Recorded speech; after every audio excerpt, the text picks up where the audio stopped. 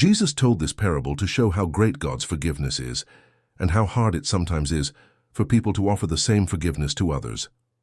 He said, "The kingdom of heaven may be compared to a king who wished to settle accounts with his servants. One bright morning, there was a great commotion in the royal palace.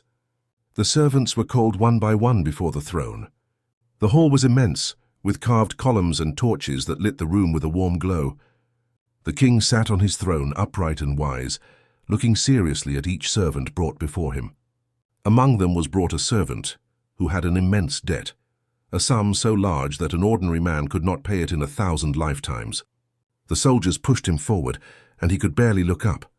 His heart was pounding, for he knew his fate was sealed. The king looked at the register and said in a calm but firm voice, "This man owes me a huge sum. Sell him his wife, his children, and all that he has, and let the debt be paid." The words struck like a sword. The servant fell at the king's feet, overcome with despair. "Lord, have patience with me, and I will pay you everything," he cried with tears in his eyes. It was an impossible promise, but his trembling voice showed sincere regret and a burning desire for a chance. The king looked at him for a long time. He saw the fear, the shame, and the helplessness in the servant's eyes. And, moved by pity, he said, "I forgive you the entire debt. You are free." The servant was speechless. Not only did he escape punishment and prison, he escaped a burden that had crushed him for years. He left the palace with light steps and a heart full of wonder. Freedom tasted sweet, but the story takes an unexpected turn. As he left the palace, the servant met another servant who owed him a small, insignificant sum.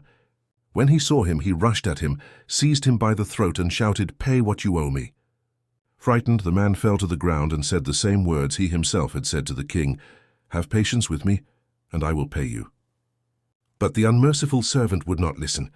He had been forgiven an impossible debt, but he was not willing to forgive a small sum.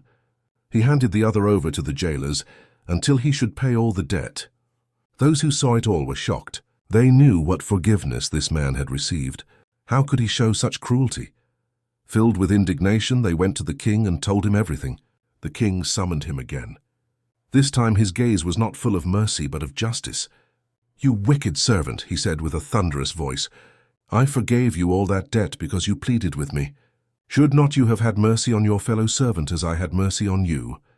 Then he handed him over to the jailers until he should pay all that he owed, a debt impossible to ever repay. Jesus concluded by saying, "So also my heavenly Father will do to every one of you, if you do not forgive your brother from your heart."